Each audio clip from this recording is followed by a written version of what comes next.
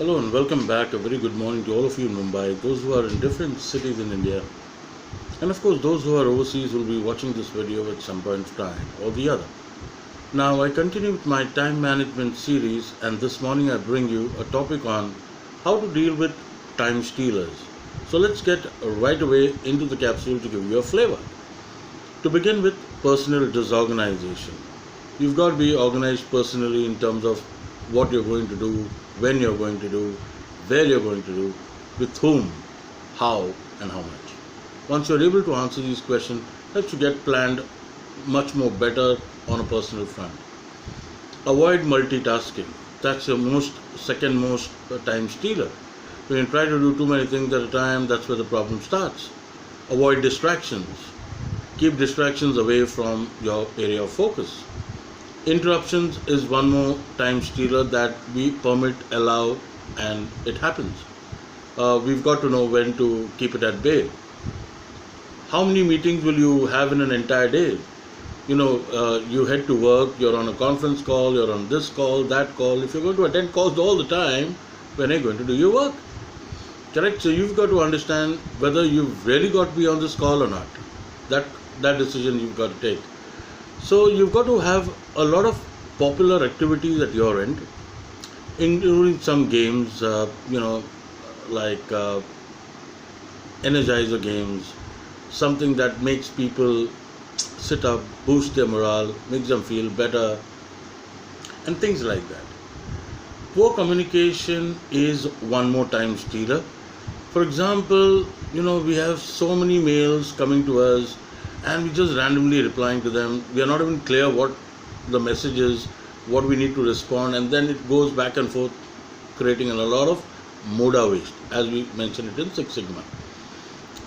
When there is no daily plan, which forms another time stealer for you, failing to plan is planning to fail. It's very, very clear. So, the more organized you are, the better it is for you. No automation in your systems, no BPMS, business process management system. Wherever you get the opportunity to automate, do that, because that expedites your entire process. Wasted transition time, when you're traveling to work, you're 2 hours up and 2 hours back into your home. Utilize that time to build some skill. Utilize that time to, get over some documents. Utilize it for your meditation. Make most out of it. Don't while it away. You have a lot of traveling time. Use it to improve yourself. It's an easy opportunity to improve yourself. It's a transition time for you to decide what you want to do with it productively. Learn to say no. It's very important to say no. The moment you become a yes minister, you have a problem. Nobody wants a yes minister. We want people who will let us know what is the right way to do things. Yes, there is a method to it, but does not mean that you've got to be a yes minister and then, that's not how things are supposed to be. A good manager will not want his employees to do that. First thing. Alright? Then we have ineffective delegation. Why are you trying to do everything on your own? Somebody in your team has got that skill which they can replicate. You need to have trust. You need to delegate to that person, letting him know what the outcome and the result should be, but you should be taking full responsibility of it. Not that you give it to him and let him do it on his own with no measuring, no monitoring. Then that is shirking work. There's a thin line between delegating and shirking work. Alright? And then we come down to excessive socializing. Don't be consumed by social media. What happens on Twitterati, what's happening on Facebook, how many likes you've got, how many views on your post. That's not something that you did 10 years ago as well. Yes, you've got to acclimatize with time, but that does not mean you get consumed with it.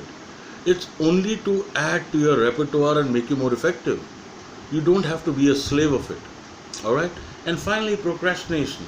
Procrastination, pushing it to what extent that it becomes absolutely like a mill round your neck. And why do you want that? Urgent versus important versus actions should be taken versus for your information, for your necessary action should be categorized at the outset as well. You need to review, revisit, rework, recycle, reuse, and reprocess all the time. I'll repeat that. You need to review, revisit, rework, recycle, reuse, and reprocess all the time. Do like, subscribe, and press the bell icon for all future notifications of such videos which I will bring to you to enrich your knowledge, upgrade and update you so that these concepts are much more clearer to you. In the meantime, you stay indoors, stay safe, take care of yourselves, and God bless you. Bye-bye.